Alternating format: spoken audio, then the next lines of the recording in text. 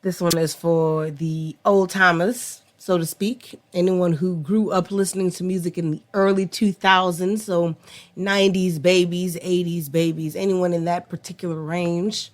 This is one for the books. This is the All Anal podcast with your host Sebastian Starr. Hello, and welcome to another episode of the All Anal podcast. I am your host Sebastian Starr, and today we are going to be analyzing a quote-unquote throwback. It is the song "Still Fly" by Big Tymers. Now, if you're unfamiliar with who Big Tymers is or what they consist of, it is a oh my goodness. It is a rap music duo consisting of Birdman and Manny Fresh. And let me tell you, this has to be the funniest thing on the planet to me because this song pops up randomly in my head from time to time. It kind of just, comes and goes as it pleases. It's there 1 minute, then it's gone the next. But every time I listen to it, I just giggle a little bit because I don't think... Okay, so the song came out in the early 2000s. I was like a child, like not even in the double digits yet, like elementary school. And I just remember the song so faintly. And of course, when you're that young, when you're that little, you don't focus on the lyrics. You just focus on the music. And I can recall, how the chorus was sung very, very vividly. The music, how it sounds, every drop and come in, whenever it would rise in music, whenever it would fall. I can recall all of that. I never, ever, ever understood what was being said until I got a little bit older. And then when I realized it, I was just thinking to myself, so you're a bum, right? Like, no, you're not a bum. You're not a bum. Let me rephrase. You're what they call nigger rich, right? So you only focus on, and we'll dive into the chorus. And see more about this theory of mine. So when someone says they nigger rich, and I know that's a horrible, horrible terminology for it, but just think about what that means. So not to get too political, when you think of somebody who insinuates this idea of flashy, flashy, flashy all the time. Ooh, I got the best shoes, the best cars, the best jewelry, the best clothes, the finest women. That's for the world.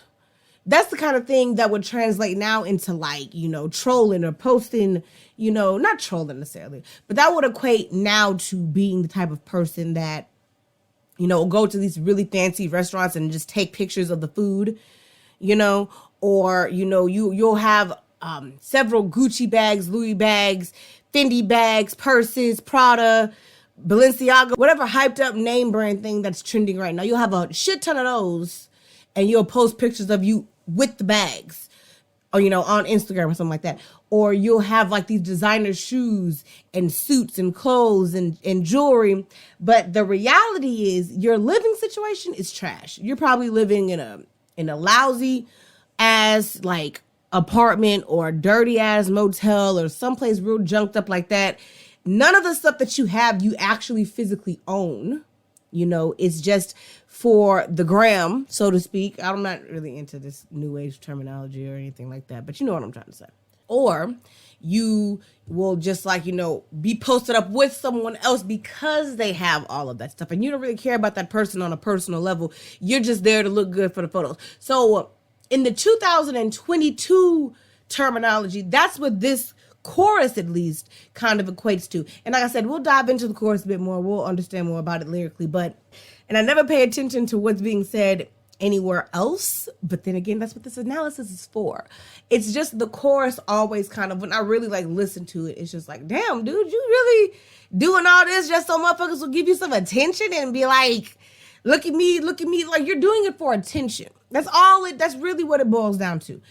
People who go on Instagram with the flashy gear and the nice jewelry and the fly shoes and the dope cars, they're doing that for attention. So people will keep their names in their mouths as someone who is important. When the reality is you ain't got nothing to be proud of for real. Like you just doing this shit for social media. But back then they was doing it to look good, at the nightclubs, at the hangouts, at the get-togethers, the groupings, whatever the fuck they was called. It's all the same thing. So I think that also kind of shows the parallels between quote unquote old school music versus new school music. Nothing has really changed. The only thing that's changed is people are louder now about what they were back then. Now it's like apparent. It's obvious. It's in your face everywhere, everything, all the time, right? Versus back then, you didn't have to necessarily be quiet about it, but if you wanted people to see you, you had to go through more hurdles. Versus now it's just, oh, take a picture, post a picture, there it is, everyone can see it. That's the only real difference. Other than that, nothing has changed. But let's dive into these lyrics, shall we? So, oh, this always makes me laugh so bad. So, the chorus, and this is Manny Fresh. Manny Fresh is so goddamn funny. He says, gator boots with the pimped out Gucci suits. Ain't got no job, but I stay shive. I don't know what shive means. I always thought he said sharp. He just said it with an accent, but that's just me listening. Can't pay my rent because all my money's spent, but that's okay because I'm still fly. So let's just take a time out real quick. Those first two lines. He said, gator boots with the pimped out Gucci suits. Ain't got no job, but I stay shive. What? Can't pay my rent because all my money's spent, but that's okay because I'm still fly. It gets worse. He said, got a quarter tank of gas in my new E-Class, but that's all right because I'm going to ride. Got everything in my mama name, but I'm hood rich. And that's what I mean when I say nigger rich. That's what people say versus, hood rich and nigger rich. It's the same thing. Basically, you just looking good for attention. When the reality is you ain't got no money. You ain't got no job. You ain't got your own place. You ain't got nothing of yours is stable. You don't have any kind of foundation. You don't have any kind of foundation laid to you. So if you died right now, there's nothing that your friends, families, children, loved ones could claim as your personal thing. Everything that you have either belongs to someone else or is only yours temporarily. But you don't care about that because the image that it comes with is worth more to you than anything else. Nothing else matters but obtaining that image. And that's really all that the chorus of the song is trying to say. Now, so if we talk about the verses, here's verse 1. This is Birdman, actually. What? He said, get your car, play Jim's gonna shine. And tell mama get a mink, baby girl, let's ride. You a number one stunner and we gonna glide. And go straight to the mall and tear down the inside. Okay, so Birdman is actually talking about doing some big, he's talking big right now. So obviously I'm assuming that he can back up everything that he's saying. But this is just the first verse. He continues to say, Prada, Gucci, full mink leather, Burberry Cool's Coogee sweater, 20 inches, pop my feather, the Birdman daddy, I fly in any weather. That's great. Alligator seats with the head and the inside. Swan on the dash G-Wagon is so fly. Number one, don't tangle and twist it. When it comes to these cars, I am that nigga. The Gucci with the matching interior. With the matching interior. 3-wheel ride with the tire in the middle. It's fresh and sunny and we like brothers.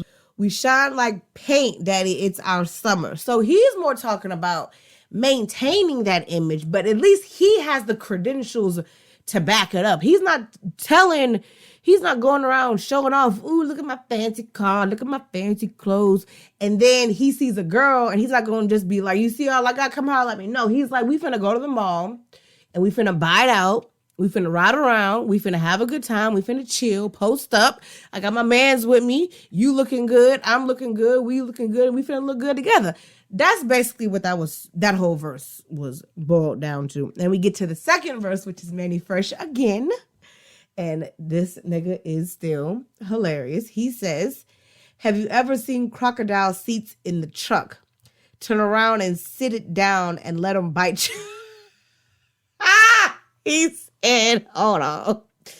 Have you ever seen crocodile seats in the truck? Turn around and sit it down and let them bite your butt. See, the steering wheel is Fendi, dashboard Armani. with your baby mama players where you can find me. Cruising to the... Cruising through the parking lot on 24s. Cadillac Escalade with the chromed out nose. With the navigator arrow headed straight to your spot. Where your wife really loves me because the sex is so hot. Oh, okay. We gotta stop right there. This motherfucker is hilarious. So he's basically saying, you the competition and I'm finna take over. So here I am. I'm decked out top to bottom, head to toe. They talk a lot about the details of the cars that they're driving and what those things, consist of. So this is very, very specific, which it sounds absurd.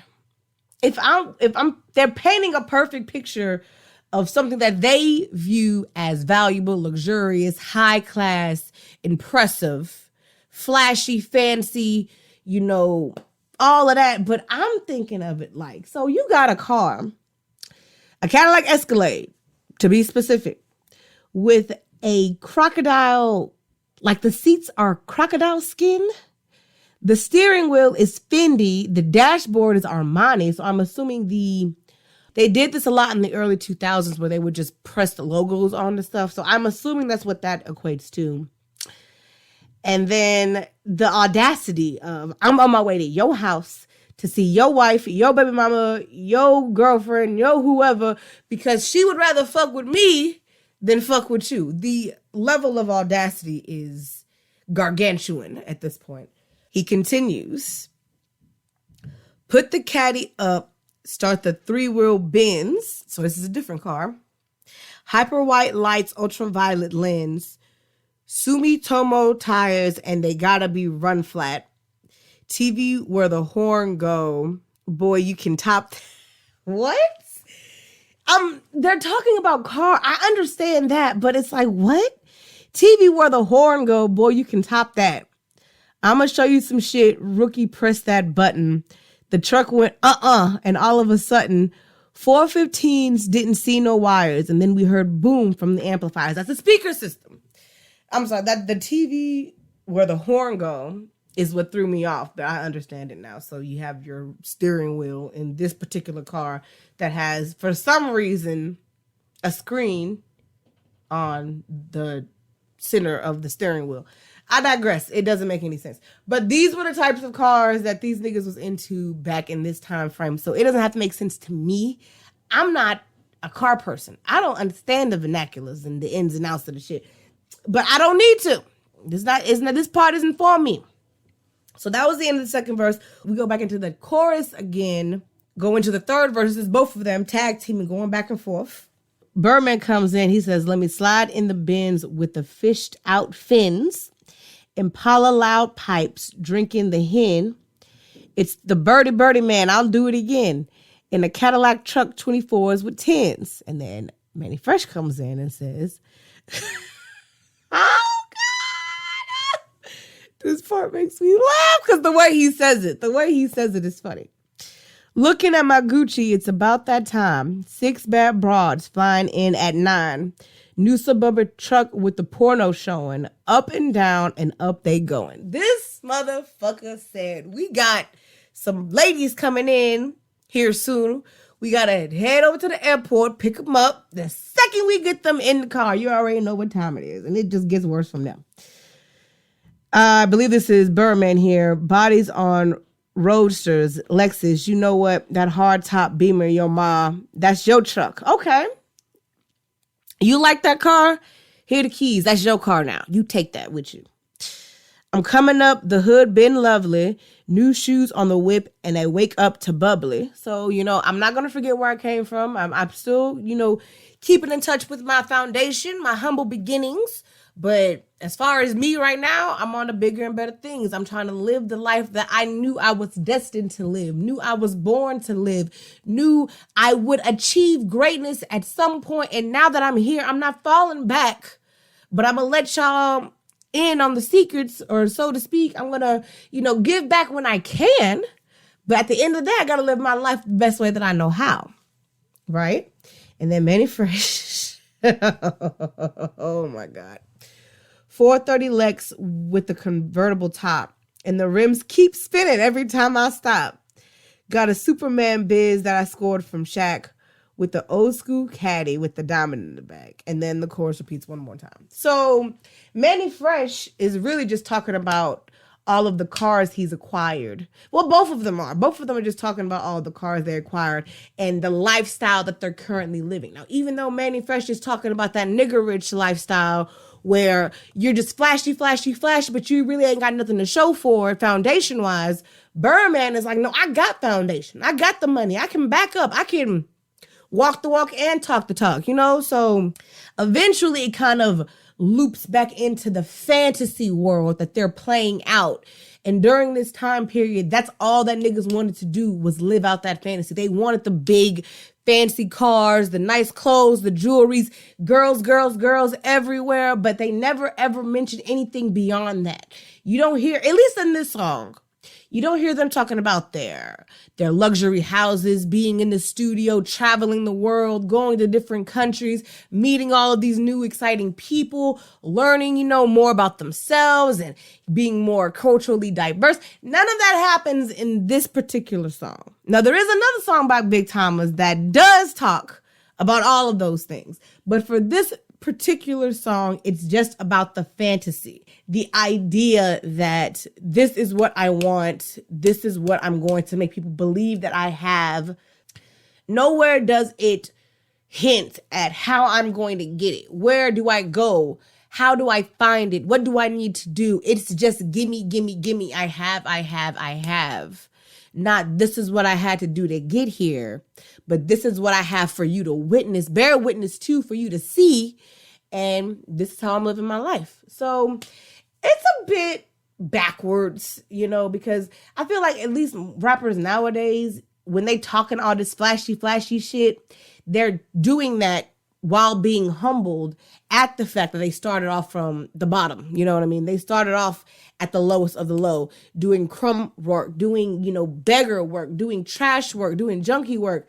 They'll make that abundantly clear that they had to work to get to where they are. And then some try to, use a voice of inspiration. Like, you can do it too. Some of them is like, I had to go through a lot of shit to get here. This is a hard road. Not everybody can, strive and survive in it. And then some people are like, do whatever you got to do to get out. It may not be the way that I did it. It may be your own way, your own destiny, your own fate, but do it however you can. Not too many. And even when rappers nowadays do talk about just the flashy, it's never this consistent.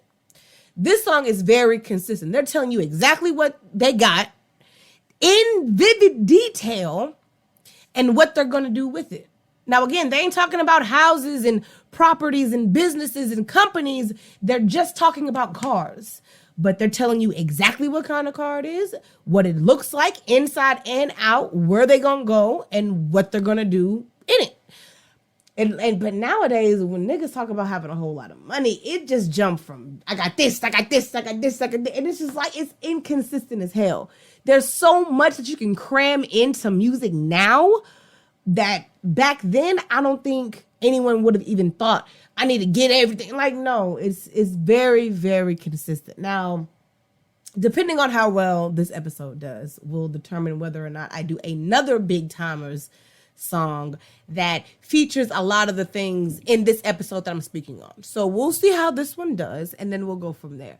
But that was Still Fly by Big Tymers. Again, early 2000s throwback for those 80s babies, for those 90s babies especially. Anyone who's interested in just this type of music, I think that you would very much appreciate this. That's just coming from me. So thank you once again for tuning in. I always appreciate it. And until next time, I will speak to you all later. Thank you for listening. Thank you for listening to the All Anal Podcast with your host, Sebastian Starr.